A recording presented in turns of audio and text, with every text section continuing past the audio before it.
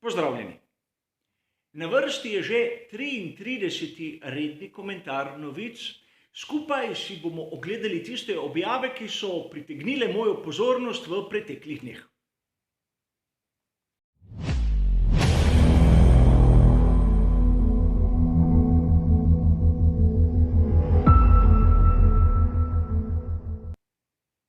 Kot običajno, 4 različni sklopi, 4 različne tematike, kjer mislim, da bo vsakdo izmed vas dobil nekaj zanimivega. In tudi tokrat, kot ponavadi, vse bližnjice do tistih originalnih objav dobite v samem opisu članka, ukolikor koga to zanima. A da ne bomo predolgi, začnimo s prvim našim sklopom.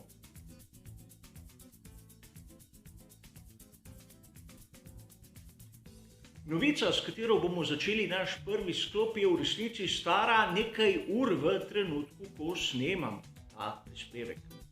Namreč na uradni spletni strani Formule 1 smo lahko 18. avgusta prebrali, da je velika nagrada Japonske dokončno odpovedana.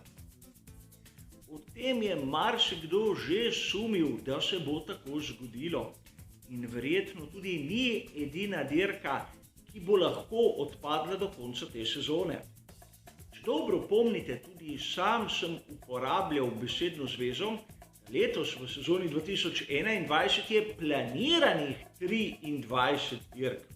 Koliko bo izvedenih, bomo videli, ampak glede na situacijo in zakonodajo na Japonskem, nič čudnega.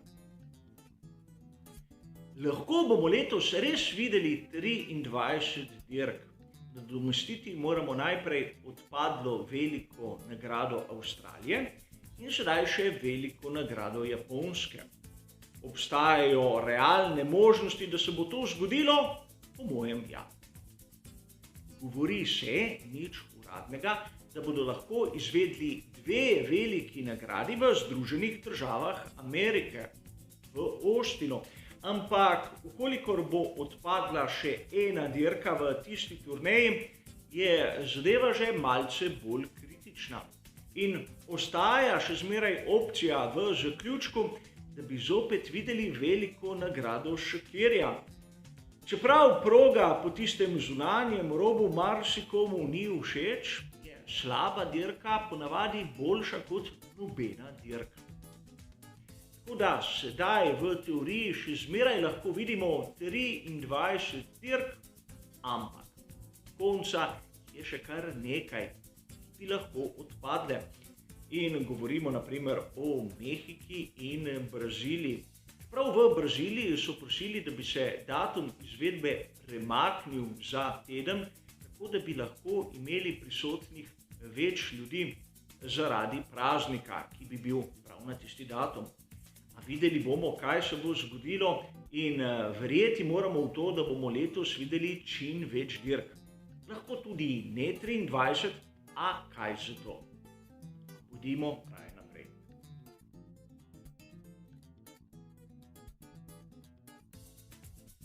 Zac Brown, odgovorni pri McLarenu, je dejal, da oba njihova voznika v Formuli 1, Daniel Ricciardo in Lando Norris, si želita nastopiti na dirki za 500 milj Indianapolisa. Zopet se pojavlja ta ideja Zaca Browna, kako bi želel zmagati na legendarni dirki za 500 milj. McLarenu je to že uspelo. Včasih, ko so bili konstruktorji, ko so svojo šasijo in tudi svojo ekipo zmagali. A Zac Brown neprestano poizkuša s to svojo idejo in spomnimo se, kako je to se končalo s Fernandom Alonsom. Z dokaj obetavnim prvim poizkusom, a potem, kako bi rekli, najprej porazno, nato malce slabše, ampak daleč od pričakovanj. Mogoče za javnost si tako Ricciardo kot Norris želita nastopiti na dirki za 500 milj Indianapolisa. Ideja na papirju jima je morda tudi všeč, ampak resničnost je taka, da za uspešen nastop na tej dirki se je potrebno pripravljati in tudi to nam je pokazal Fernando Alonso.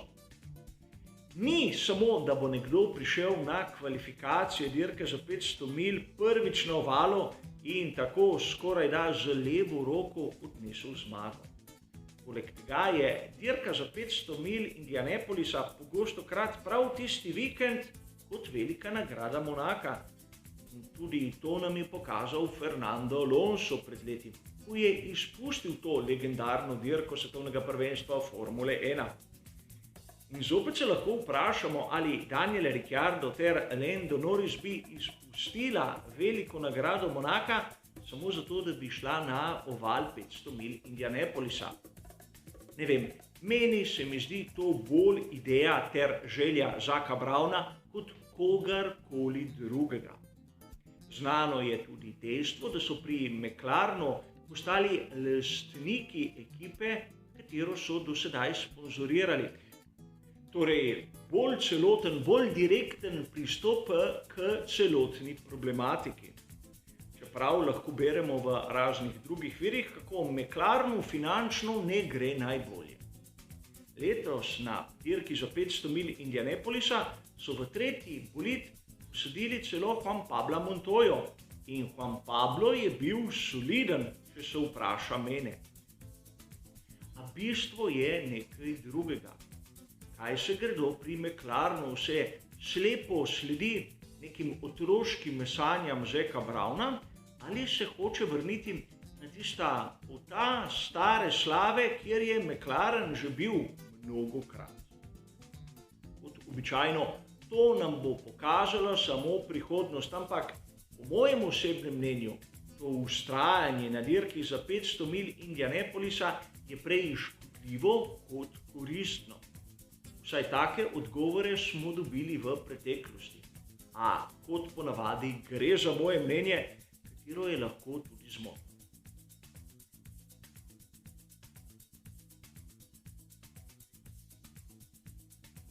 Šestnajstega avgusta smo lahko na spletni strani Planet F1 prebrali izjemno zanimivo izjavo, ki jo je podal Sebastian Vettel.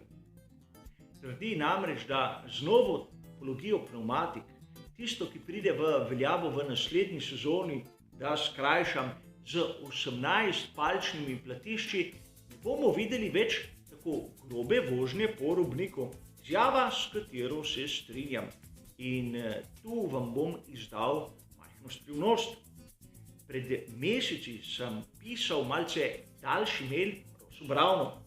Ne vem, ali ga je dobil, ali ga je odprl, ali ga je prebral, a verjamem, da je izjemno zaseden človek. Postavil sem mu tistih običajnih 5 vprašanj in vneto čakam njegov odgovor. Kolikor bo prišlo do tega, bom seveda zadeve objavil, ampak med 5 vprašanji se je znašlo tudi to, kako bodo novi bolidi vozili okrog robnikov, predvsem z 18-palčnimi platišči. Torej, vprašanje, ki je aktualno, ne glede kdo ga postavlja in komu ga postavi. In Sebastian Vettel nam je dal že nek, recimo temu, delni odgovor, da bodo vozniki Formule 1 v naslednji sezoni prisiljeni spremeniti stil vožnje ter linijo ovinka na raznih progah. Torej, zopet zanimivost, na katero bomo morali biti pozorni. In sam upam, da mi Ross Brown bo odgovoril, še preden bomo videli nove bolide na progi.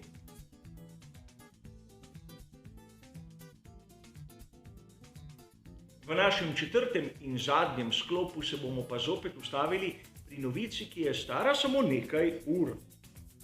Prebrali ste jo lahko v mnogih virih, ampak danes, 18. avgusta, kot so zapisali na spletni strani motorsport.com oziroma RaceFans, je uradno, da Mercedes konec sezone 2022 zapušča Formulo E. Govorice o tem so bile prisotne kar že nekaj dni, ampak sedaj je uradno. In ko so novice uradne, je tudi prav, da jih pokomentiramo. Dobro vam je znano, da koncem letošnje sezone, torej pred nekaj dnevi, so kategorijo zapustili že pri Audiju ter BMW-ju.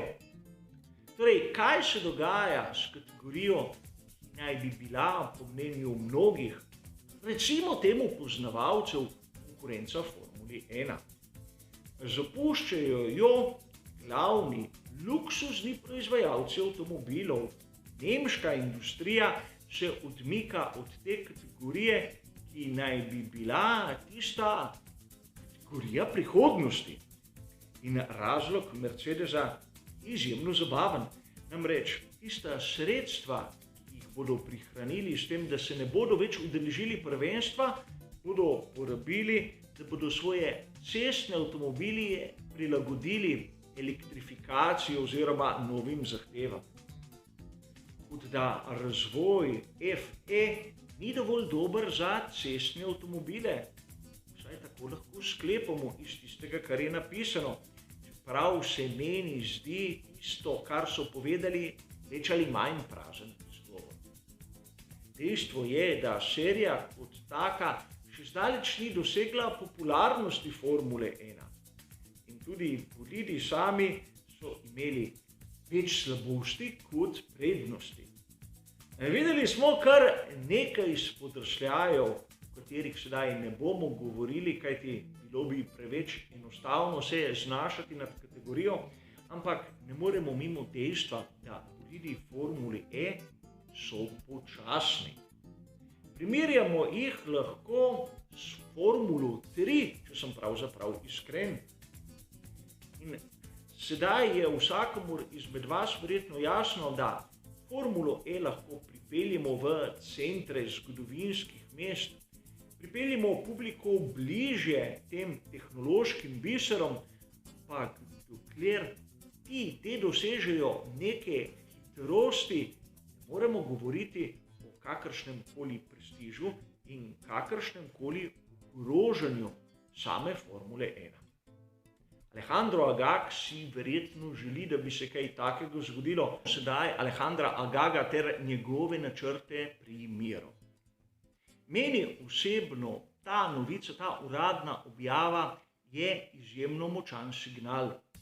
Toda pri Mercedesu zapuščajo kategorijo kljub temu, da so postali prvaki šele pred nekaj dnevi, je močan signal, da v Formuli E v bistvu ne vidijo prihodnosti. Formula E kot kategorija nam je obljubljala veliko do sedaj.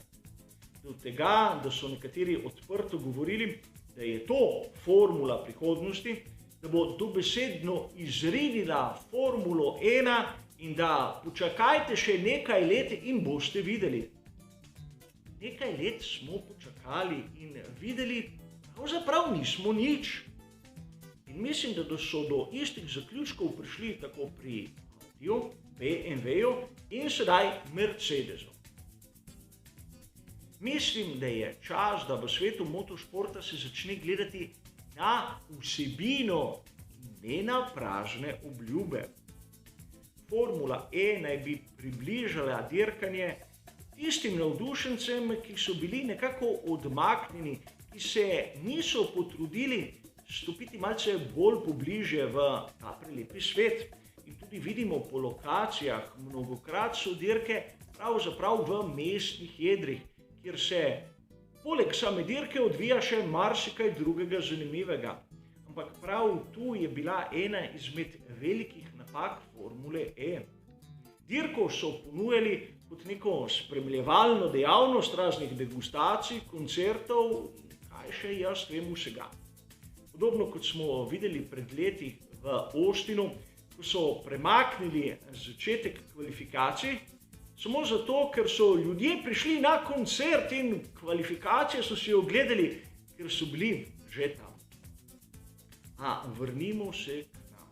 Formula 1 v tem kriznem času se še prekleto dobro drži. Publika se vrača, dirke so zanimive in čeprav bo kak kritik rekel, saj tudi Honda bo zapustila Formulo 1 po koncu te sezone, moramo priznati, da material Honde bo ostal v obtoku in če primerjamo odhod Honde na eni strani ter odhod Audija, BMW-ja in Mercedesa na drugi, ne vem, kaj bi rekel, kdo je na večji izgubi. A mislim, da se je gledanje velikih proizvajalcev usmerilo v pravo smer.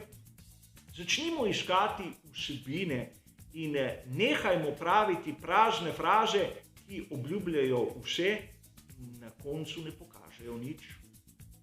Kot običajno, to je moje mnenje in moje videnje. In kar se tiče tega 33. komentarja novic, je bilo to tudi vse.